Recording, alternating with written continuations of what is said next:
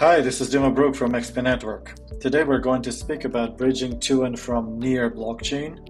It's a non-EVM chain, therefore it deserves a separate video, and therefore here we are. Okay, but we will start with the bridge UI. In order to start viewing and transferring NFTs from near blockchain, the first thing we have to do is select the chain of departure. But just to show you another flow, which will not succeed, I'll do this. I haven't selected any chains and I'm going to connect wallet. Right here we have a list of wallets. All the wallets seem to be available, and I can actually select, for example, near wallet. Okay, here in near wallet I have two accounts. Let's select the first one. Let's go there. Let's try to connect, and it's selected near blockchain as the chain of departure automatically. Besides, we now don't have this suggestion to connect a wallet. Instead, we have an account linked with the bridge, and all we have to do here is we have to select the chain of destination. For example, a chain Polygon, just because it's a chain with cheap transactions, so it will be cheap to send an NFT there as a test. The next thing we have to do is we continue bridging, like so. And here we are. We see the NFTs that this account owns on near blockchain. What you can see here is this is the staging version of the bridge. We're now finishing integration with near. Staging is doing everything on mainnet, but this is the last step we do before going mainnet completely.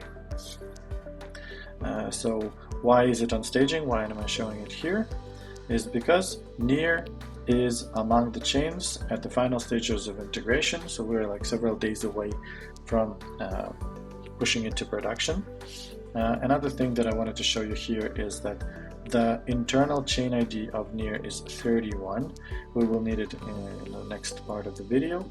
So this is why I'm paying your attention. So again, we are speaking about the third version of the bridge, where 6 blockchains are integrated completely. It means automatic whitelisting and target contract deployment are implemented. There are blockchains that are partially implemented. It means you can send to and from, but whitelisting or target contract deployment are not completely implemented. We are working on it. For some chains it really takes time. And these are the chains that we are currently working at, and they will be implemented soon. They will first appear in this group, and then they will go to this group where contracts can be automatically whitelisted and deployed. So let's go here. So because near is not in the first group of the 6 chains that are completely deployed, so if you see here, like if we select an NFT, you see deploy fees on the chain of destination. So don't pay attention, like if you don't see this chain among chains here, and we will update it every time we push a chain to this group. So just ignore this field here. It won't be relevant for you, and you won't be charged this. Okay, so that's why I'm explaining this.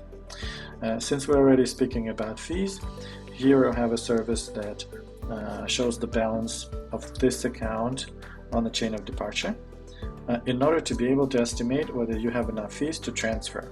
And this is the estimation of how much it will cost to create a wrapped NFT on the chain of destination, which is Polygon right now, but it's estimated in the native tokens of the chain of departure, which is near, and you will be charged this. The first thing we have to do is we have to approve before we transfer. So approval tells the contract that you, as the owner of this NFT, are aware that some other user or some other contract will be able to do something with your asset, and you are voluntarily giving permission to do so. Okay, because of the next step, when we do sending, the bridge smart contract will actually withdraw this NFT from the user account and will create a wrapped NFT on the chain of destination. So let's try to do this, but as you can see, we can't do it because we need to provide the address of the destination chain. So we can go to MetaMask and grab any relevant address for the chain of destination. So now approval should work. Let's try again, and now it does. So we're taking to Near Wallet, which is a browser extension. Everything happens right here. So if we're interested to see what else is going to happen in this transaction, we can ask for more information. Okay, so we see that we will be interacting with this contract, and the function that we will be calling is called NFT approve, and that's exactly what we're trying to do. Okay, so this is the token that we will be approving for, and this is the account that owns this token. So everything looks very legit. We're approving, and let's go and click approve. So on Near blockchain, every transaction approval is called approve, so don't be confused by this. We're also calling a function of a contract that is called approve, and when we call the function transfer, we will still have approve here in the wallet. This is just how the wallet UI works. So let's click approve. So now we will pay for this transaction, and there we are. We see that we successfully approved in the contract of the token that some other contract can interact with this asset. As you can see, every 10 seconds the estimation is updated, just to be on the safe side and to have the latest exchange rates for both currencies. So the next step is sending. So what we do is we just click send. Yeah, by the way, I wanted to show you that the NFTs that you can see here are brought here by our NFT indexer. This is a tool that allows you to so conveniently see all your NFTs here. So this is called an NFT card. If you want to know more about this NFT, for example, you want to see its attributes, not only the ID of this NFT and its name, you can click here and you will see this pop-up window, so you can see the image closer, or you can see more of this NFT. We also recently added the ability to copy the ID of the token or the contract of the token, because sometimes it's very long and it's not nice to type it, and you can just go and go to the Chain Explorer just to see this contract or find this token ID. So we can see that this is the original NFT that was minted on Near, and here its description, we don't see any attributes, so probably the original team of the collection did not provide those. Let's, for example, go to another one, and here we see that this NFT came from BSC. Okay, and we see more attributes here. So just because the team provided those, we are able to see them.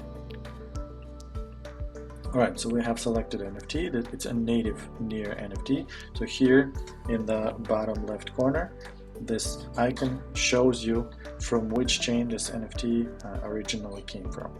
So the next thing that we have to do is click send, and we will be again taken to the Near wallet. Now let's go and get more information. So here we're calling the function called freeze NFT. Let's get even more information, and here are the arguments that this function will be called for with. So here in the wallet we see the token ID. Chain nonce is the chain of destination. 7 stands for Polygon. We can cross-check it here. Polygon has a nonce of 7. Okay. Mint with is the destination contract. Because we didn't deploy anything, so this is the default contract, and this is the contract of the NFT where it was minted originally. And here is the signature, which is just bytes. Okay, so everything looks legitimate. Let's just go and approve it.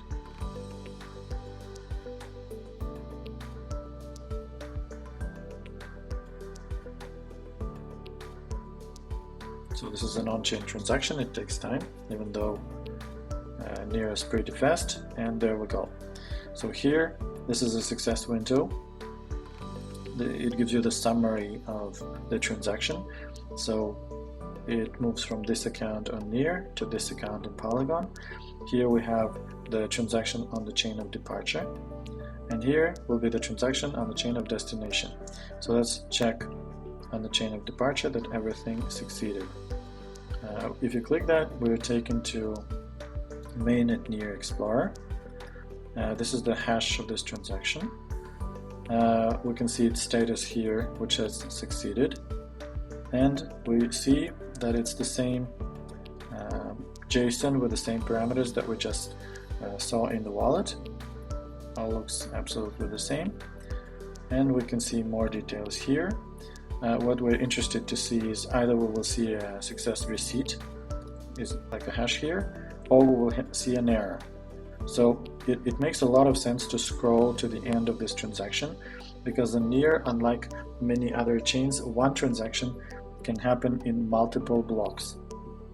So therefore, we have to go through every part and see that there's no error there, because in some blocks this part of the transaction could succeed, and in the other parts it could fail.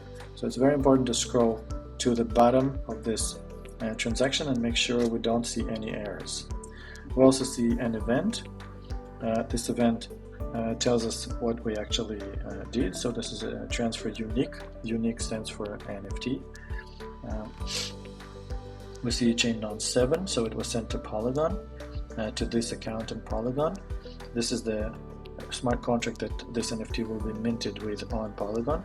This is the action ID. Action ID is like a tracker of every transaction on the chain of departure, and every contract is responsible for keeping this to avoid duplicate transactions. And amount obviously stands for the amount of tokens we paid for this transaction. Okay, so let's go to Polygon. Polygon scan. We can grab this address again, and let's go to token transactions, and we see that 2 minutes ago there was one transaction from address now to this address. Something was minted, and yes, we see that this token was minted, so it means it arrived. Another thing we can do, we can even probably go to OpenSea.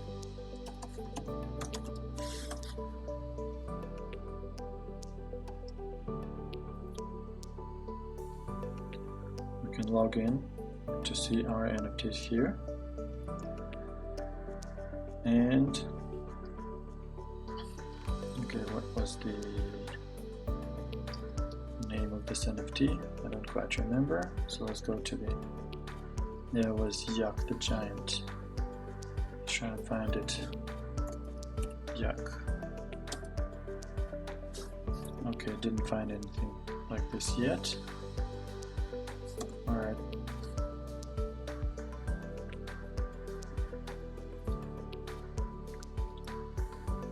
Well, the total is here, we just have to find it. We can also do this, we can grab the contract, this one, like so. We can copy the address of the contract, place it here, okay, and alright, so it doesn't want to show it right now, but anyway, we see that this NFT arrived. Right? We also see that 3 minutes ago there was a transaction in this contract, and it means we are good with this NFT. So what we can do is actually we can now go to the bridge. We can finish this. As you can see, this NFT is gone now. We can refresh.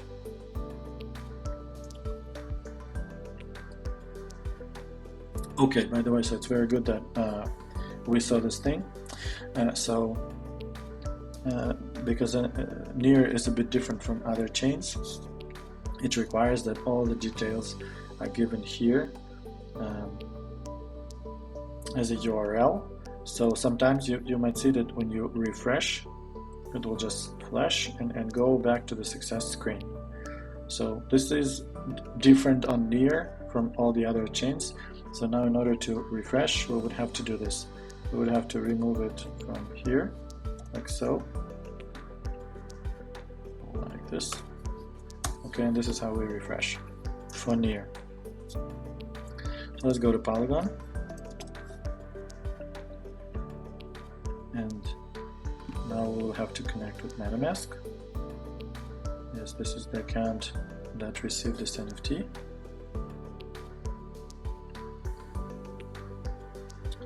And there we go. So here is this NFT. Let's check it. So it arrived from Near. It's called Yak the Giants. So the collection name was Near. And as you can see, we are on Polygon. This is the collection identifier. This is the description. Well, this is what we saw there in the original chain. So another thing I wanted to show you today is how wrapped NFTs, or actually how NFT indexing also works. So we also have an API here. So let's go to Near Sender. This is my account on Near. What I can do in this API is I can just provide my address on Near, and it will give a list of all the NFTs I have on Near, like so. And how do I know that it's Near? Is because of this 31. This is the nonce of chain, and we just saw that 31 stands for Near. So this is how I know that I'm checking my NFTs on Near, and of course this address has to be valid for this chain. So this is what we see. We also have this one NFT from the same collection, and we can see it here. For example, we want to check our NFTs in Polygon, right? So we see that there is an NFT here. What we can do is we can see that Polygon's nonce is 7. So we can replace this with 7, right? And we will also have to provide the other address. We can grab it from here, like this. And now we see all the NFTs this account has on Polygon. Well, because we've been testing extensively and because Polygon is quite cheap, you can see that I have lots of NFTs here. But by the way, here you can see the wrapped metadata. So if we open it, we will see something like this. So here is Yak the Giant, okay, and we see the links to its image, artifact, and everything. So these are just CIDs of IPFS. This is where everything is. And look, this is how Near provides metadata. It stores it on chain, and you can see it like this as a valid JSON. See, we can see the original NFT ID and the original contract. Everything is preserved on the chain of destination, and here are the attributes that we brought from the chain of departure. So here you can see everything. Alright, so basically sending to Near is super simple. We just select an NFT, select an address valid for Near. We can go to the wallet, again, grab the address, and we will be able to send it to Near. Again, the first thing we have to do is we have to approve it. This time we'll be signing in MetaMask.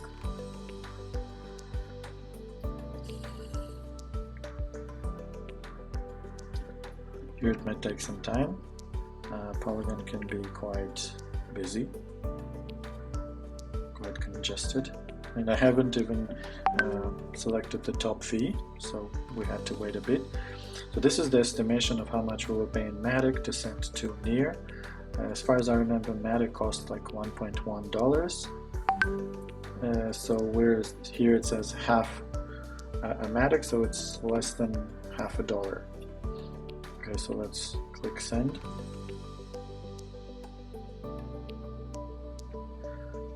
This time actually let's select an aggressive fee to make sure that it goes through.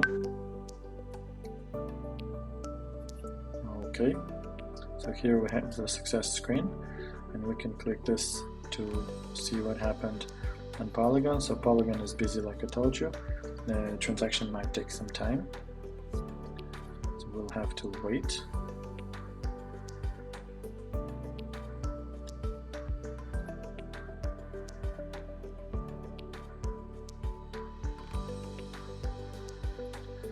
So while we're waiting, let's do something. For example, we just saw something on Polygon. So this was my NFT. This was the one that we just sent. Just for you to remember it. What's here to remember? Okay, so we see that ID of this NFT ended with 665, right? This is the NFT we have here. So let's refresh it, and this NFT should go because it's it will go after the transactions. Oh, okay, good. So the transaction succeeded. So let's check that this API knows about it. Let's refresh.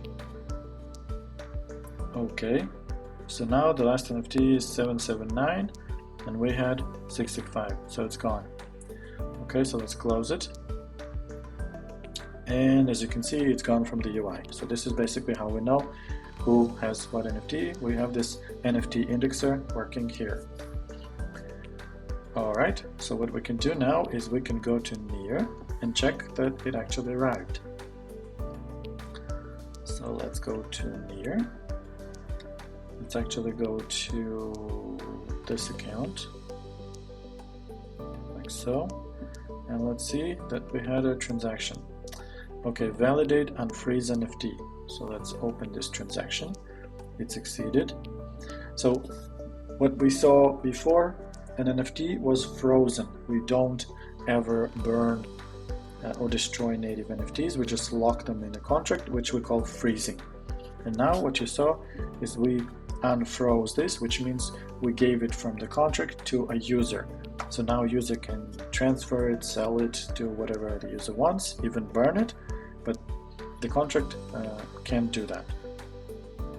Right, so let's look at this transaction, and we see that we interacted with the same smart contract with the same token ID and sent it to this receiver.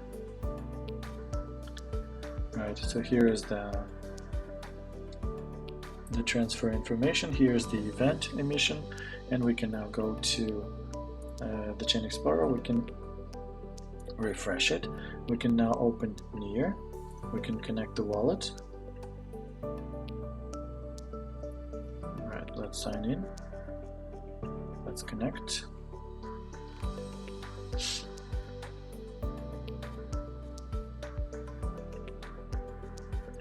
say Polygon is our chain of destination because we have to have at least one. And we can see that this NFT is back. This is Yak the Giant. This is the one that we used to send during this video. Well, this is how easy it is to send to and from near. It actually takes minutes for NFTs to go through. So this is our bridge to and from near. Enjoy. If you have any questions, you're always free to ask in our Telegram or Discord groups. Thank you for watching. Don't forget to subscribe not to miss our new videos. And goodbye. See you next week.